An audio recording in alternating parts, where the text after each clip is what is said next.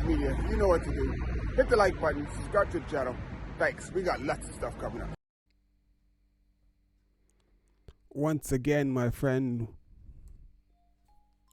I don't know if any hip hop fans out there once again, my friend, that's a part of there's just so much things that come into my head, like when I hear stuff, the music just goes anyway. But anyway, this is Innis Luby, NYC Legs Media, and welcome once again. Thank you for joining me. Hope you hit the like button on the way in. Thank you for subscribing to the channel if you had, and big up to all the subscribers who have subscribed, and I appreciate you. We are in less than 100 days away from the first race that we will be attending, which is Omloop Het Nieuwsblad in Belgium. So let's get on with things, and let's get things started. So, in the city that never sleeps, cyclists ride the New York Marathon course okay.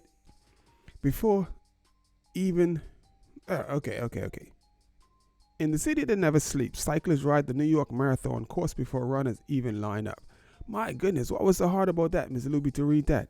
Jesus Christmas. Man. Okay, let's see. Let's get into the story. Let's see what's going on. New York Marathon. And it's crazy because they do that in LA as well. I don't know if they do it in many other marathons, but I know that they do that in LA. So last Sunday morning, more than 50,000 runners set out to run their way through the 5 boroughs of New York City for what was the world's largest marathon this year. The race began at 8 a.m. with the wheelchair division, but before any official marathon hoopla, hundreds of cyclists took to the streets first. Cyclists started taking advantage of the 26.2-mile closed roads sometime in the 1990s, according to the New York Times. Peter Riley, 53, was among the first to ride the course before the race and recalls he and a few friends having the streets all to themselves in 1999. Of course, New Yorkers aren't the only ones that ride major marathon courses. Of course, New Yorkers aren't the only ones to ride major marathon courses on bikes. Cyclists in Boston have also made it a tradition of pedaling the famous route before runners each April, usually the night before the race. So they do it in LA as well too. So like I was stating before, so I didn't know they did it in Boston. So I knew it would be a couple other cities. But it makes sense that these rides have grown in popularity. Anyone who has biked in New York City knows that riding 26 miles can feel incredibly intimidating and dangerous. But with closed roads and no traffic, it's like a dream, a break from our fighting motorists.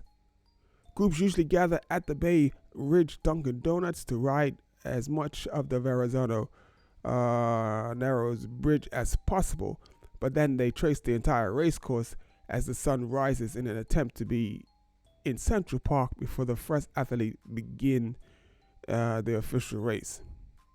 According to the Be Determined Journal, the morning sounds idyllic. There were riders and bikes of all sorts and sizes and a massive pack of rollerblades for good measure. There are even some who do the entire ride on a city bike. Wow. But as always, there's always tension among the cyclists and other road users. In 2021, the huge bike surge during COVID. So many riders wanted to take to the course that some thought it would be dangerous. People were riding as fast as possible and ignoring law enforcement. The New York Times reported that understanding the negative attention could spell the end to the tradition. Alfredo Garcia, 65, a ride leader for the New York Cycle Club who first rode the course in 2002, tells groups the same thing every year. Whatever the police say, cooperate with them. No ifs, ands, or buts. Mostly though, it's lots of good vibes and community. Many start the ride with plenty of time to go slow, enjoy the city, and relish the atmosphere without having to run a single step. So that's pretty cool. So that's just some insight on what some folks do. So I know that they do it in LA as well, and like the writer mentioned, they do it in Boston as well. So anyway, that was that was what they do in the New York Marathon. I was gonna comment on the city itself. I mean, even with the streets closed out, personally, I don't think I'm riding in the New York streets. There are some streets that are paved okay, but for the most part, no, thank you. I'll take a pass. I'm good. So, what's going to be the next story? The next story is going to be Rafa launches new trail Gore-Tex pants with a seriously hefty price tag. So, we did the thing about Rafa and they're constantly losing money and all of that. Shoulda bang. And yo, it is what it is. So I'm gonna get into that. That's gonna be the next video. Make sure you tap in, check it out, and we're gonna talk about Rafa and what's going on with the new gear that they're coming out. But hey, it is what it is. It is what it is.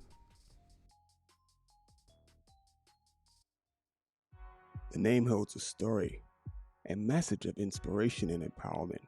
As a child, I constantly faced the need to prove myself, no matter which sport I pursued. But then I discovered cycling.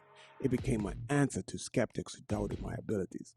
More than just freedom, cycling became my pursuit of justice in the face of those who wish me to fail. So when you encounter seemingly insurmountable obstacles, remember to just say it with your legs. With every paddle, you can conquer anything, one step at a time. And that's why you need to buy this brand. To embrace the journey, empower yourself, and achieve greatness.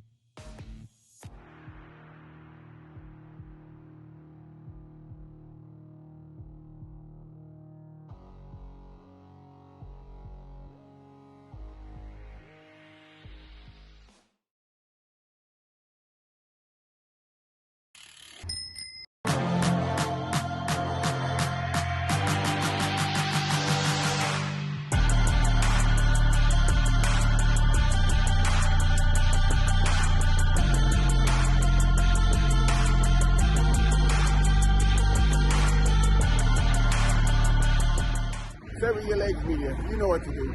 Hit the like button, subscribe to the channel. Thanks, we got lots of stuff coming up.